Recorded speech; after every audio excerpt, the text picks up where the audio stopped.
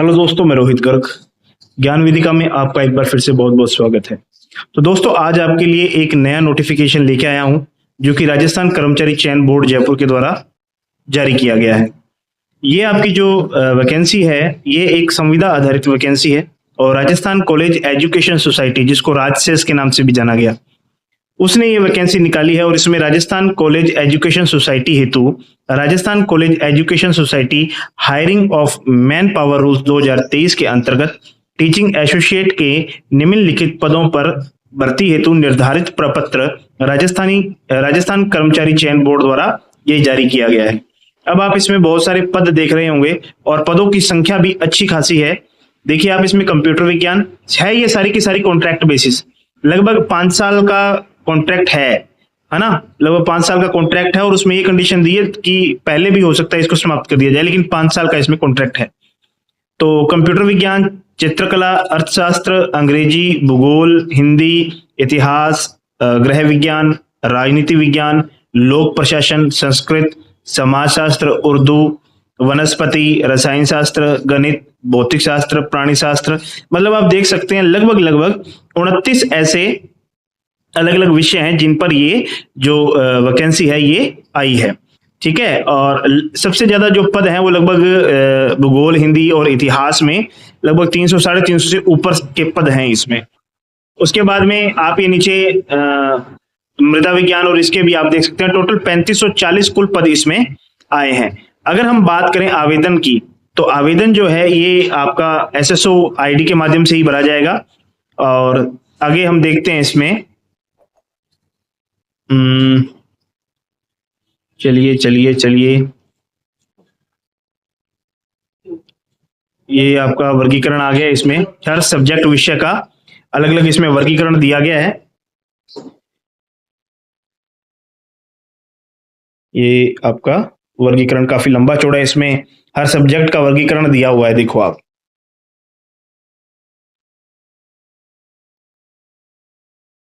ये टोटल वर्गीकरण है। आगे देखते हैं इसमें कि एलिजिबिलिटी क्या इसमें रखी गई है। एलिजिबिलिटी की बात करें तो आगे देखना पड़ेगा। चलिए मानदेय की बात करते हैं। देखिए, आपको यहाँ पे फिक्स जो मानदेय है, ये जो पारिश्रमिक है, वेतन जो है वो फिक्स है आपका 28,850 रुपए आपको प्रतिमाह इसमें मिलेंगे। ठीक है, अब आप पात्रता की बात है, शैक्षणिक योग्यता की बात कर रहे हैं। तो सबसे पहले तो ये है कि discipline of arts, commerce, humanities, education, law, social science, science, language and journalism and mass communication, ये इसके अंदर सारे के सारे पद हैं। आपको मास्टर्स डिग्री के अंदर 55% मार्क्स जो हैं होने चाहिए आपके पास में। ठीक है, और साथ में ही इसके अंदर नेट स्लेट का भी आपके पास में जो क्लियर होना चाहिए। ठीक है, PhD वाला भी है इसके अंदर की PhD प्रोग्राम प्रायर टू जुलाई 11, 2009 से, और रेगुलर मोड में आपके पास PhD होनी चाहिए। और PhD thesis has been evaluated by least two external examiners. तो ये आपकी क्वालिफिकेशन हो गई है। और PhD डिग्री मैंने आपको बता ही दिया है कि उसमें आपके चल जाएगी। आयु की बात करें तो 21 से लेकर 40 वर्ष के बीच में। बाकी छूट जो है एज इट इज, जो पुरानी छूट है 5 साल की मिलती है तो वो मिलेगी। महिलाओं के मामले में सामान्य वर्ग की हैं तो उनको भी 5 साल की मिलेगी, और अगर कैटेगरी में महिलाएं हैं तो उनको 10 वर्ष की मिल जाएगी।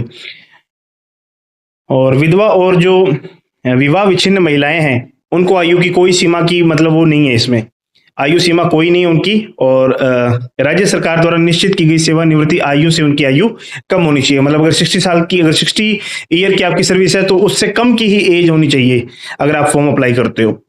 ठीक है, तो ये देख लीजिए, जो भी अभ्यर्थी या जो कैंडिडेट है इसको भरना चाहे तो ये भर सकता है। इसके लिए आपका एग्जाम होगा जो कि अगस्त, सितंबर, अक्टूबर 3 इसमें महीने बताए गए हैं, 2026 में होगा।